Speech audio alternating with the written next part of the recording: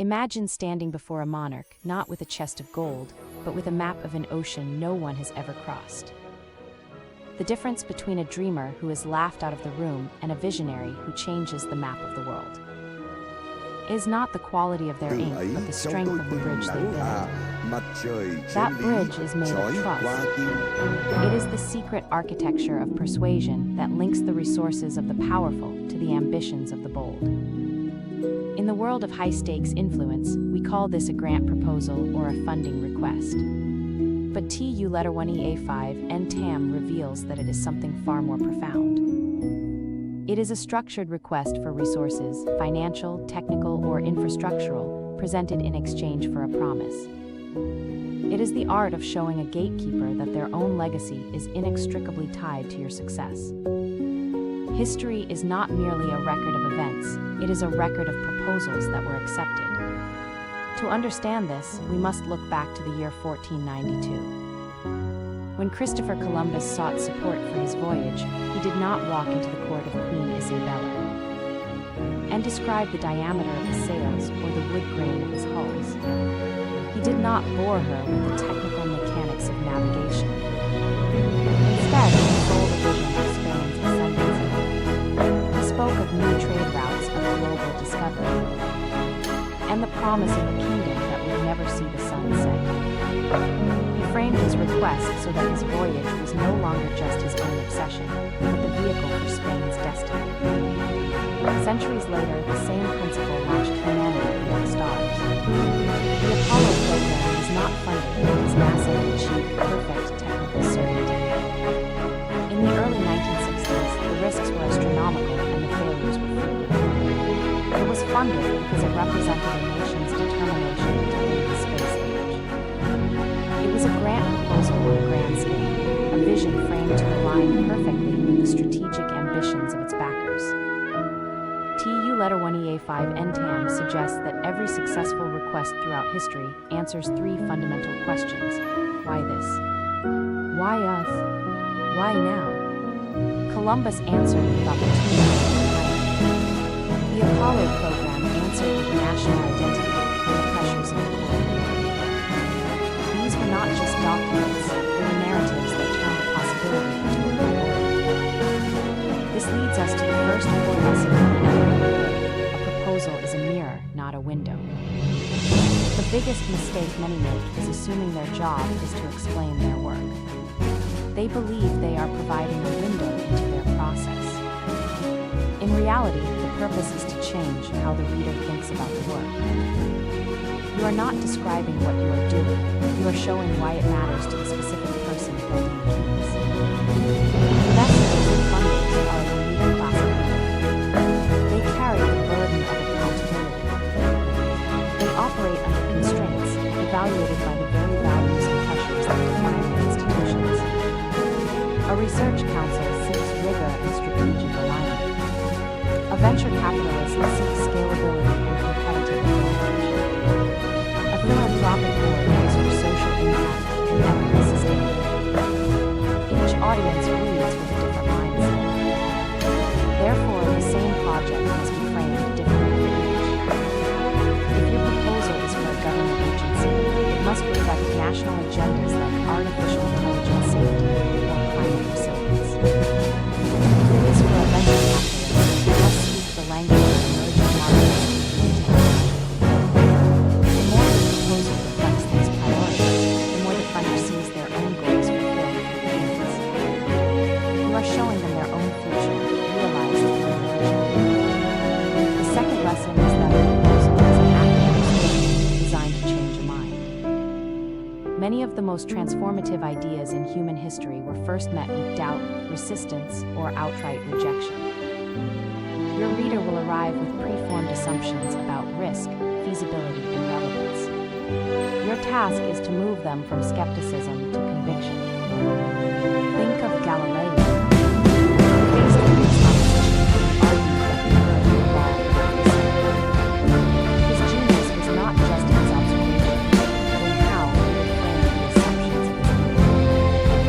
Or consider the impact of civil rights movement. Many policymakers initially perceived its goals as too radical. But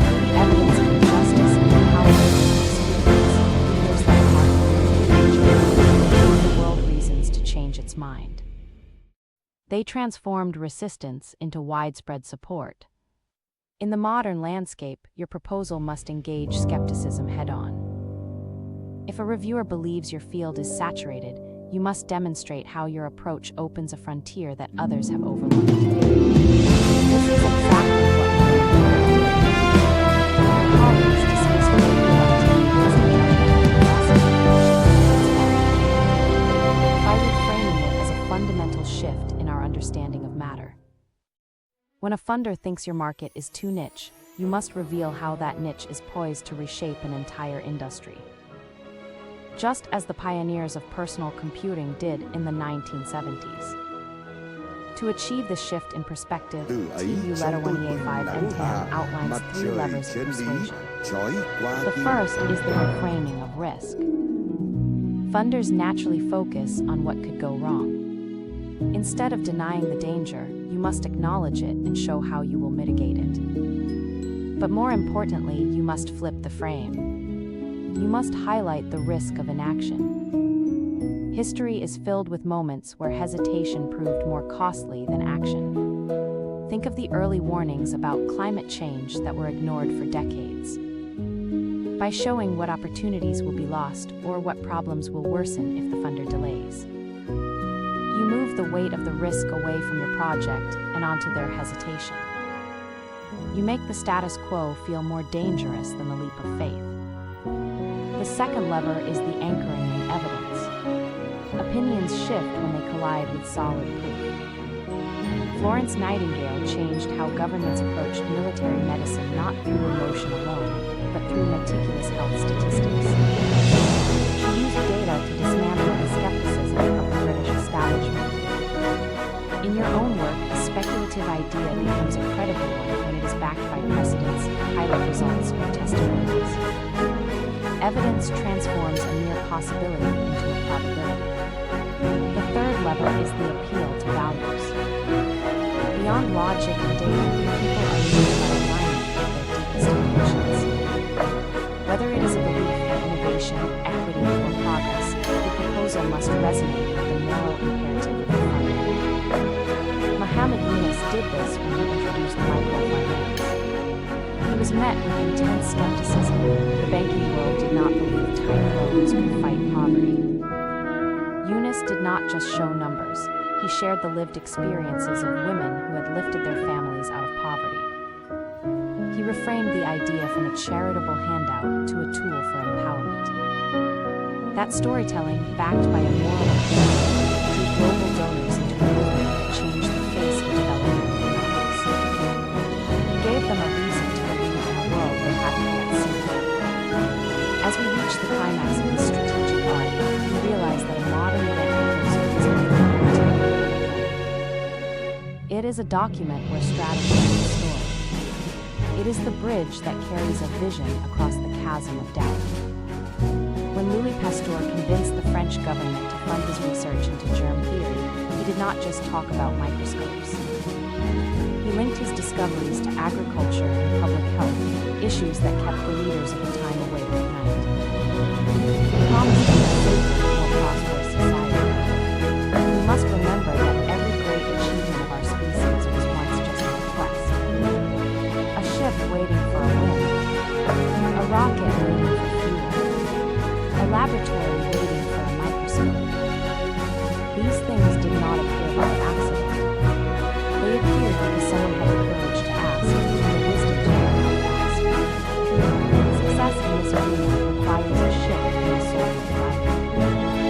You must stop seeing yourself as a supplicant asking for a favor and start seeing yourself as a partner offering an opportunity. You are the architect of a future that the funder wants to inhabit but cannot live without you. You are providing the impact. History reminds us that when trust is built, proposals can become voyages that discover new worlds. They can launch rockets that touch the moon. They can transform industries and lift entire communities out of the shadows. So the next time you sit down to write, do not look at the page as a list of requirements. Look at it as the map of an ocean. Ask yourself, why this? Why us? Why now? describing the sales, or are you selling the discovery of a new world? Are you asking for a